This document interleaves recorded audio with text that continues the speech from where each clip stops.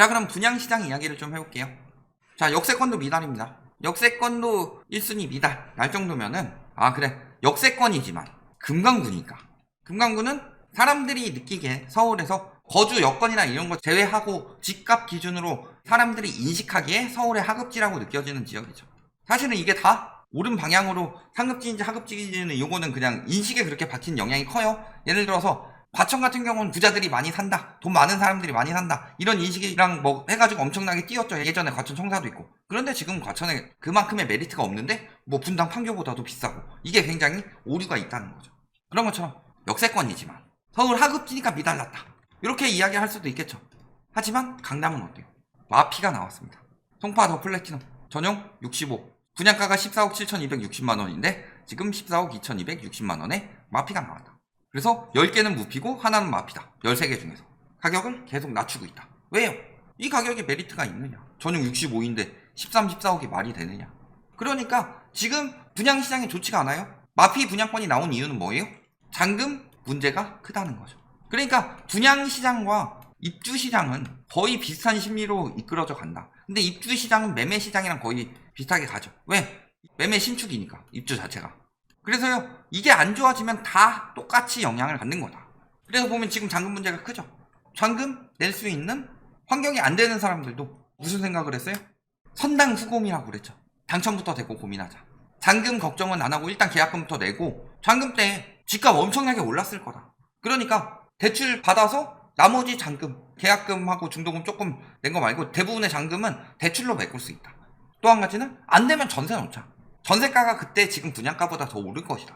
그러니까 전세 놓으면 그 다음에 돈 모으면 되지 않겠냐. 이런 마인드가 컸죠. 그래서 크게 두 가지가 있었는데 지금 두 가지 다 문제가 생겼어요. 첫 번째는 지금 전세가가 하락 중이죠. 그리고 두 번째는 뭐예요? 집값이 오르면 뭐하냐. 이제 DSR로 적용하는데 집값이 아무리 오르더라도 내 소득이 오르지 않으면 대출이 더 나올 수가 없다. 지금 안 나오는 사람들은요, 3년 뒤에 입주하면요, 그동안 3년 동안 오르는 연봉 정도나 조금 더 나오지 더 나올 수가 없는 상황이다. 그러니까 지금 입주시장이 무너지고, 입주시장이 무너지면서 분양시장 역시도 마찬가지로 무너지는 거죠. 입주시장에선 지금 DSR 적용을 안 받는 사람들이 많아요. 그러니까 대출 문제라기보다는 지금 제일 문제가 되는 게 기존 집 안 팔려서, 그 다음에 전세 안 들어와서, 그리고 분양시장의 가장 큰 문제는요, DSR 때문에 입주할 때 내가 들어갈 수 있을까. 두 번째 뭐예요? 역시 지금 전세가 떨어지고 있는데 그때 더 떨어지면 어떡하지? 자, 그래서 미분양, 서울은 미분양이 2배가 폭증했고요. 그 다음에 악성 미분양은 5배가 급증했습니다. 근데 요것도 완벽하게 다 이야기할 수가 없는 게요, 미분양을 숨긴다. 예를 들어서 아까 10번 공고한 아파트, 10번을 공고했는데 이것도 아직 미분양으로 안 집어넣고 미계약으로 넣을 가능성이 굉장히 높죠. 그리고요, 예전에 요런 거 사실은 윤석열 정부 탓도 아니고 이거는 문재인 정부 때부터 했었어야 되는 건데, 엄밀하게 말하면 그 전부터 더 했으면 좋겠죠. 어느 정부 때든 미리 했었어야 되는 건데 LH 터졌을 때 좀 했었으면 좋았겠죠. 문재인 정부에서 미분양을 속여요, 건설사에서. 작년 언제쯤인가 한번 영상 만들었는데 부산에서 미분양이 100세대가 넘게 나온 아파트들 한 2개 정도가 조사해 봤더니 신고는 미분양이 2개밖에 안 났다고 신고를 하더라. 그래 놓고서 마지막 남은 매물인 척, 이제 2개밖에 안 남은 척 해가지고 하나씩 조금씩 줄여가고 있었는데 그게 걸린 거죠.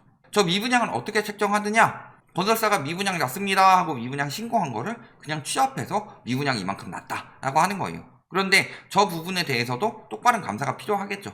왜냐면은 건설사 입장에서는 숨길 수 있을 만큼 최대한 숨긴다. 미분양이 많이 난 아파트다 라고 하면 거기 잘 안 들어가죠.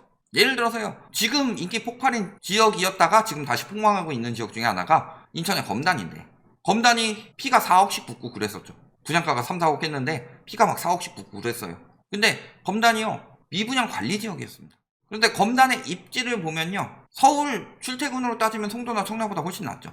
물론 서울 서부 쪽으로 좀 연결되긴 하지만 GTX는 안 들어오지만 실질적으로 직접적인 거리가 가깝다. 그런데 검단은 왜 그렇게 미분양이 났을까요?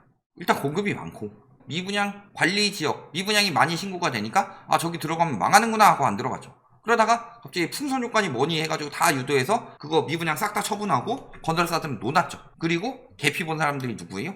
피 한 3, 4억씩 주고 산 사람들. 그 사람들 개박살 난다. 그런 것처럼 미분양이 많이 났다 라고 심리가 생겨나게 되면요, 그 지역은 사람들이 안 들어갑니다. 미분양도 안 들어가고 인근에 분양 나는 데까지 연속 미분양이 날 가능성이 높아지죠. 그러니까 미분양을 숨긴다.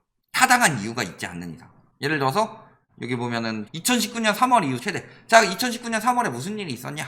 중도금 대출이 안 나와서 700세대 정도의 대량 미분양이 났었죠. 그래서 이건 중도금 대출 때문이다. 사람들이 안 사고 싶어서 안 산 게 아니라 대출이 안 나와서 그런 거다. 이런 핑계거리가 있지 않는 이상은 미분양을 잘 발표하지 않는다. 그래서 숨겨진 것은 이거보다 더 많을 수 있다.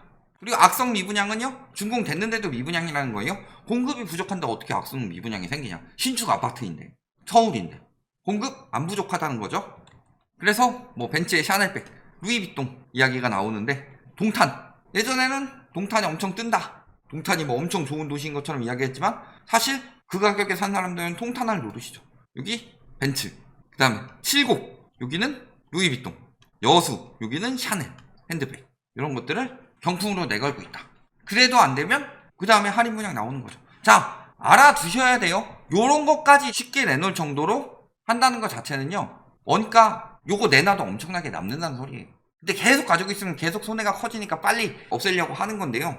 지금 보면은 지방은 좀 덜하긴 한데 서울 같은 경우는요, 아마 원가의 2배 이상은 건설사들이 받아 처먹고 있을 거다, 대부분.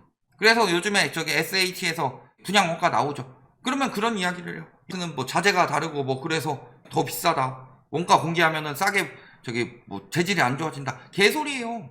좋은 자재 쓴다고 하고 고급 인력 써가지고 한다고 해서 진짜 튼튼하게 잘 만들겠습니다, 명품 아파트로 만들겠습니다, 그러면 그게 또 프리미엄이 돼서 오히려 비싸질 수 있죠. 그래가지고 나는 진짜 합당하게 원가가 높다, 그렇게 까면은 되는 거잖아요. 그런데 언론 플레이 하는 이유는 뭐예요? 공공보다 더 대충 지어서 그래요. 민간이라고 잘 지을 것 같아요? 민간에 요즘에 뭐하고 있어요? 벽에서 똥 나오죠. 수해 났을 때 강남의 신축 아파트들 주차장 잠기죠. 얼마나 개판으로 지었으면 그러냐. 그런데 무슨 원가 공개하면은 뭐 질이 떨어진다고, 거기서 질 더 떨어지면요, 사람 살 곳이 아니라 죄지율이 아니에요? 게다가 9월 입주는 동월 최다입니다.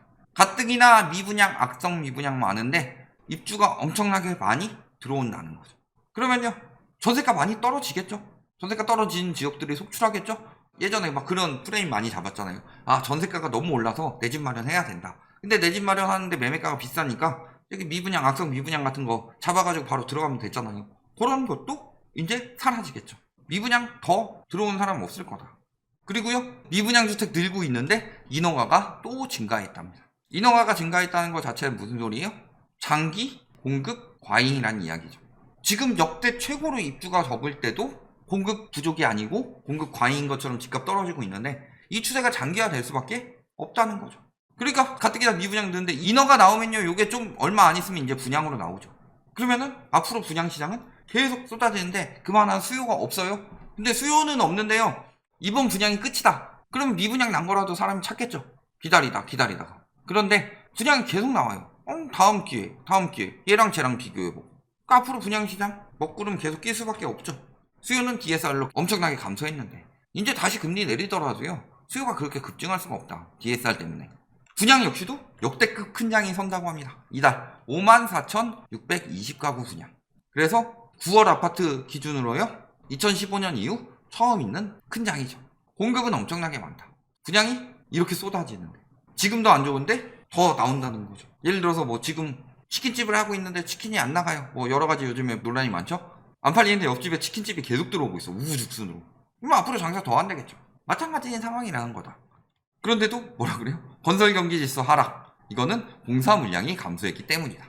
공사 물량이 감소해서 건설 경기 지수가 하락했을까요? 여기는 무조건 그런 식으로 이야기를 한다. 왜냐? 분양 시장이 더럽게 안 좋아서 하락했어요. 사람들의 심리가 더럽게 안 좋아서 하락했어요. 이렇게 이야기하기는 불리하니까. 항상 핵심이 되는 이유에서 불리한 건 다 빼고 유리한 자료만 어떻게든 갖다 써가지고 유리하다, 그것 때문이 아닌데 이것 때문이다, 이런 식으로 이야기를 하고 있는데요. 이런 것들 지금 보면은 다 드러나고 있어요. 예를 들어 대표적인 게 눈에 제대로 결과가 나타난 게 전세대란이죠. 전세대란 안 났잖아요. 얘네가 그랬어요, 전세대란 난다고. 얘네랑. 자, 그리고 입주 아파트도 비상이죠. 기존 집 안 팔리고 그 다음에 세입자도 안 들어와서 대출은 앞으로 더더욱 안 나올 겁니다. 그 다음에 기존 주택 매각이 지연되고 있는데 7월 거래량 역대 최저죠. 그 다음에 세입자 미확보, 전세 지금 계속 떨어지고 있습니다. 분양시장은 점점 더 암울해질 거다.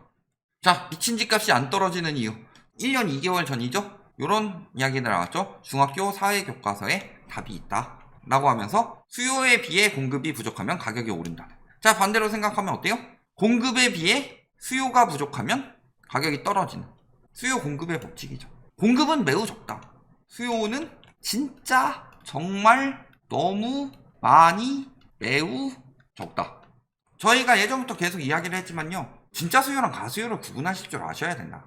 실수요는요. 진짜 내 집 마련하는 사람들이 실수요고요. 투기 수요나 공포 수요들은 다 가수요다. 투기 수요나 공포 수요를 가지고 공급 우둔하는 거는 개소리다.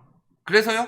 지금은 가수요가 너무 많이 껴있다. 이거는 저희가 방송 시작할 때부터 계속했던 이야기예요. 2019년 하락장을 보시면요. 수요가 어떻게 빠졌는지 답이 나오죠. 그게 보이기 때문에 그때부터 방송하면서 말씀을 드린 거예요.